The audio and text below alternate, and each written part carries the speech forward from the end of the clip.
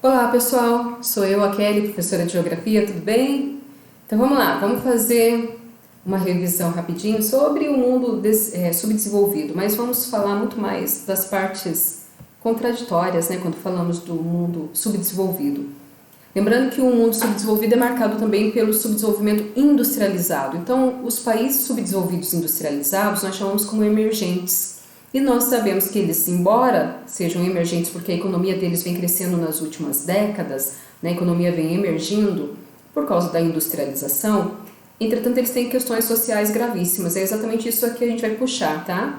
Então, o que acontece? As nações que tiveram a sua industrialização na primeira onda, quem são eles? Brasil, México, Chile, né? A Argentina também. Essas nações se industrializaram entre 1950 a 1960. A primeira onda aconteceu pega um pouquinho entre a Primeira e a Segunda Guerra Mundial, tá? Entre guerras, e a intensificação deles foi nessa década, tá? Década de 50 e 60. Então, como é que aconteceu? Entre as guerras, foi a política de substituição de importação, então eles começaram a fazer indústria de base, substituindo alguns produtos como de botões, de azulejo, era coisa básica. Depois, né, que nós chamamos também de industrialização de bens de consumo. Depois é que vem a industrialização pesada mesmo deles, que é da década de 50 a 60, que é com a entrada das multinacionais, que nós chamamos de liberalismo econômico, tá bom? Foi aí que o Brasil recebeu o Volks, Ford, tá bom? Então vamos lá.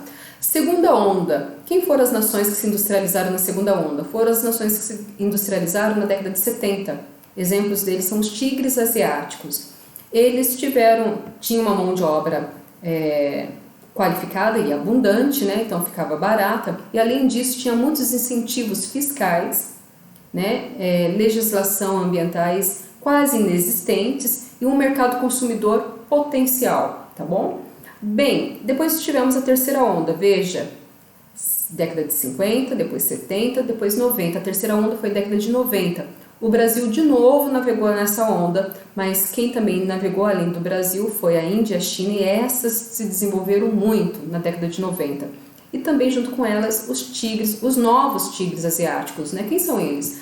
Tailândia, Indonésia, Malásia. Bem, no caso do Brasil em particular, tivemos o neoliberalismo e a privatização.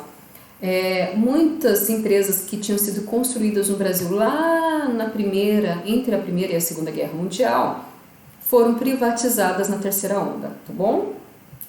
Bem, outro lance que é interessante quando nós falamos de contradição dos países subdesenvolvidos é a relação do crescimento vegetativo. Os países emergentes, a taxa de natalidade e mortalidade deles vem caindo.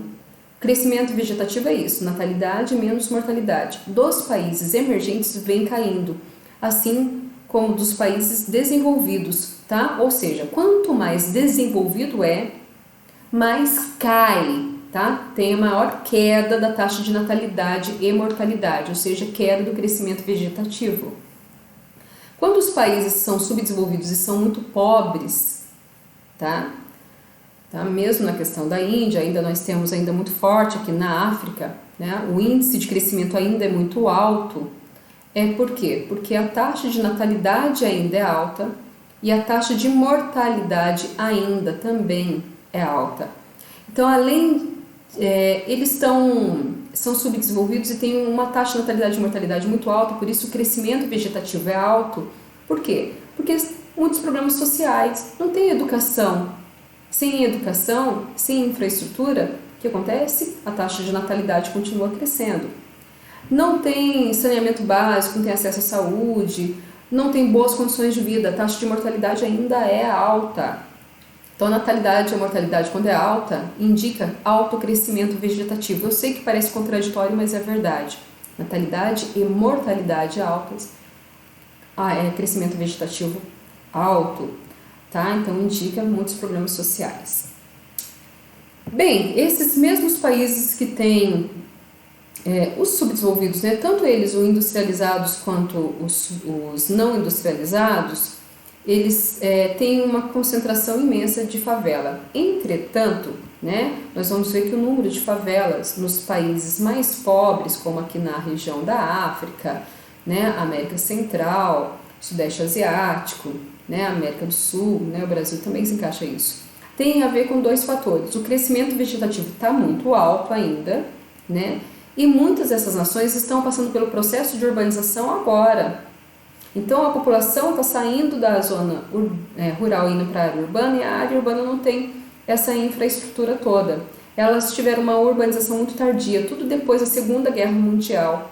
Então foi sem planejamento, muito caótico, foi superlotando, formando áreas de periferia, tá?